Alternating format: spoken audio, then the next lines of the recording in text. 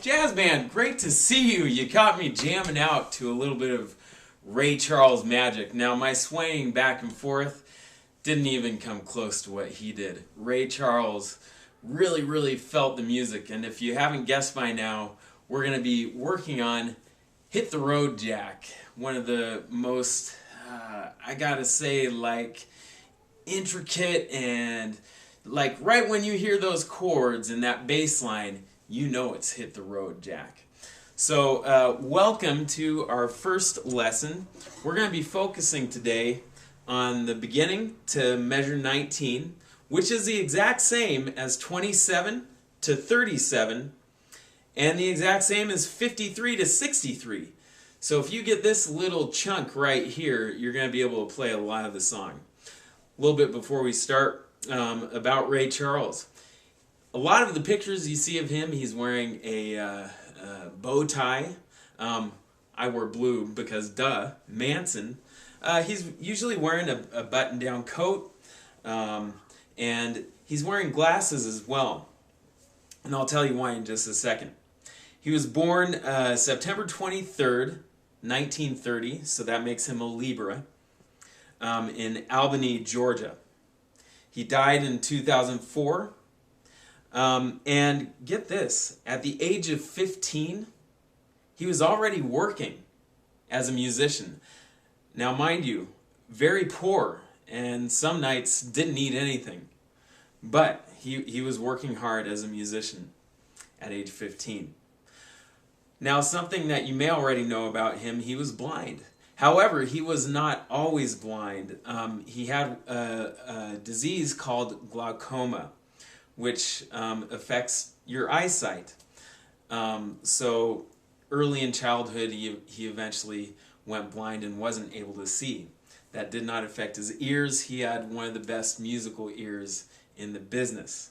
Another musician who also went blind because of glaucoma is the great Andrea Bocelli, who has a great singing voice. You should check out some of his music.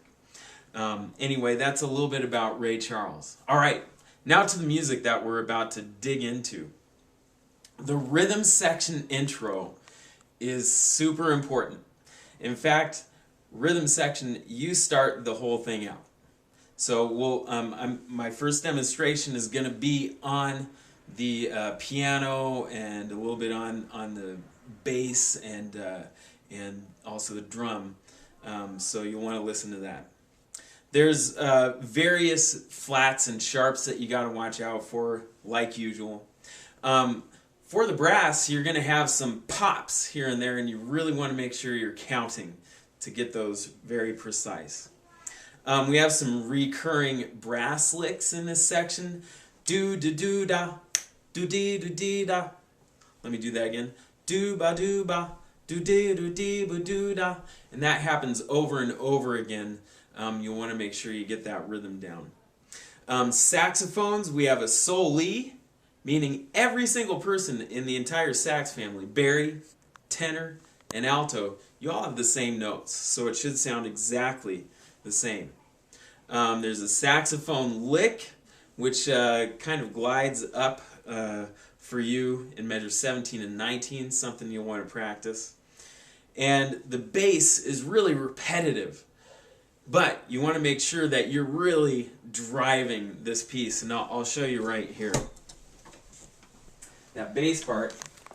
Now, my drama teacher told me to, as much as possible, to try and face your audience, so I'm going to try and look at you. Bass, you're really going to want to drive.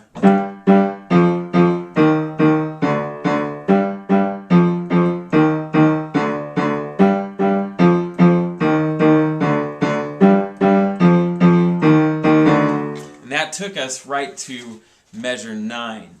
Now there is a stop for the entire rhythm section right where I went. And then the rhythm stops, and that allows the altos and tenors and bari to come in with their melody. Now we pile the piano on top of that. You have some nice little pops here and there.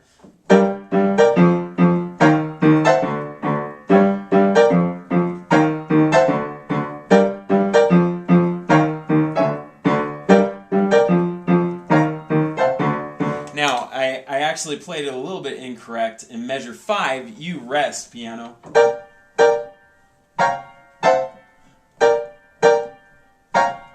And then 1, 2, 3, 4, a 1, a 2, a 3, and then you come in with, yeah, really, really cool. Now that little pattern happens again when we get to measure 9 all the way into 19.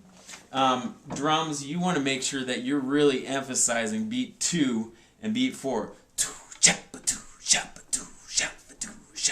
And I challenge you, rhythm section, more than reading the notes on this, you really want to listen to some of the original recordings and really get the feel. A lot of times in jazz music, your ear is better than reading the notes, especially for the rhythm section. Now I do want to draw your attention, piano players, to measure 6. You're going to be counting 1, a 2, a 3, pop. And I'm telling you that because you are the only thing that happens on beat 3, or the of 3. A 1, a 2, a 3, pop. And that's going to be a really cool, striking part right there. Okay, let's dig into the other stuff that's happening. We're going to start with the first trumpet part. A lot of the brass parts are going to be pretty similar rhythmically. However, some different notes within the trumpets and trombones. Okay? So here is the first trumpet part. We're going to count 1, 2, 3, 4, 2, 2, 3, 4, 3, 2, 3, 4, 4.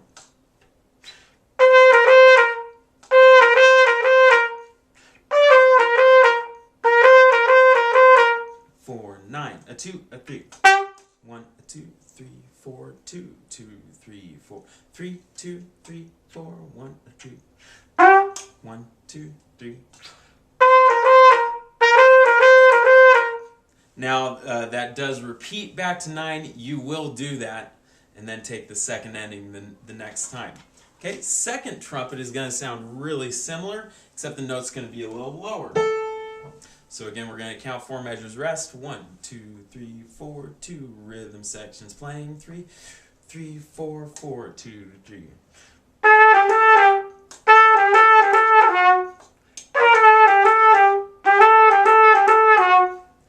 One, 2, 3. 2, 3, 4. 2, 2, 3, 4. 3, 2, 3, 4. 1, 2, 3. 1, 2, 3. Now you'll notice second trumpet that there's a nice G sharp in there that you want to make sure you're doing. It's the rock-on fingering, okay, 2 and 3. All right, here's the third trumpet, even lower still. Again, counting the measures rest. 1, 2, 3, 4, 2, 2, 3, 4, 3, 2, 3, 4, 4, 2, 3.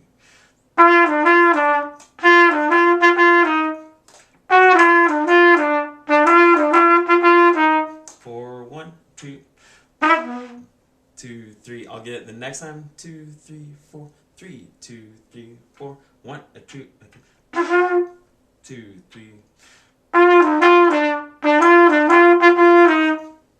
So that G that I was trying to pop, a 1, a 2, a 3. Just like that. Now you as well have a G sharp in measure, the pickup to measure 7, but then it goes right to G natural. A 1, a 2. So you want to practice that, going from G sharp to G natural. Okay, moving on, we have the trombone part. My trombone's over here. Wait one sec, we'll keep the camera right there. Here I am with my trombone. All right, trombones, same thing. You're going to count 4 measures rest. 1, 2, 3, 4, 2, 2, 3, 4. Rhythm sections playing. 4, 2, 3, 4. Let me try that again.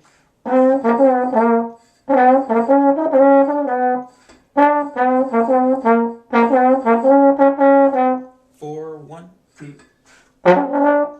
2, 3, 4, 2. That was a little too high. A 3, 2, 3, 4, 1, 2. There it was. 3, 4.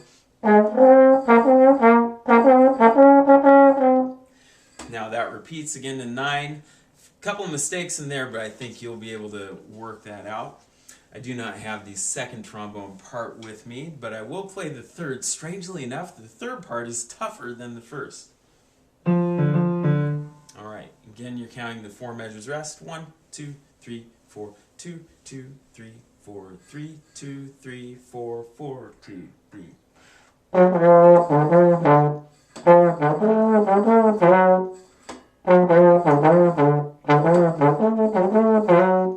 1, 2, 3, 2, 3, 4, 2, 2, 3, 2, 3, 4, 1, 2, 1, 2, 3, 4.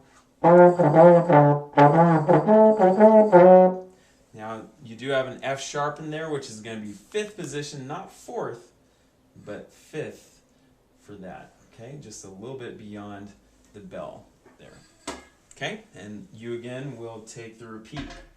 Now, we're going to move to the saxophone part. I'm just going to demonstrate on alto because, first of all, that's the only saxophone I have. Second of all saxophones should have the exact same sound for this part. Okay, so you're going to count 8 measures rest. I'm not going to count all those for you. I'm just going to come in the pickup to 9. Okay, here we go. A 1, 2, 3. I'm going to try that again. When you do come in, you want to come in nice and big. It's a big intro. 1, 2.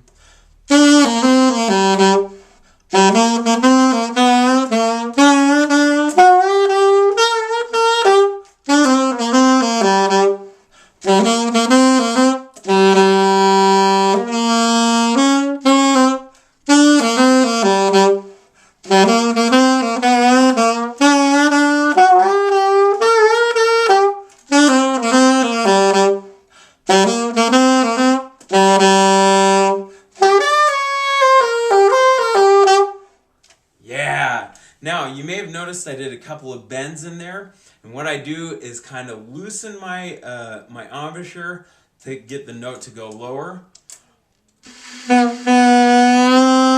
And then I gradually firm it up to raise the pitch back up. And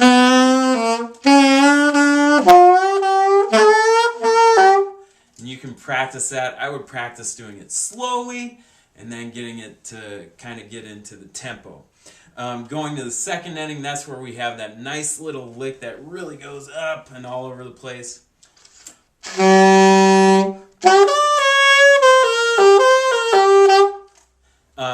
Altos, you do have a nice B flat in there, and tenors, I believe you have an E flat in there as well. I could be wrong on that. But anyway, pay attention to those flats because they're going to be your friends. Okay? All right, this is going to be a great one to put together. I'm really looking forward to us being able to fit everything together.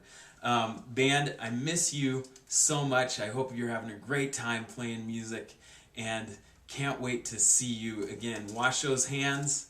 Take care of yourselves. Happy music making.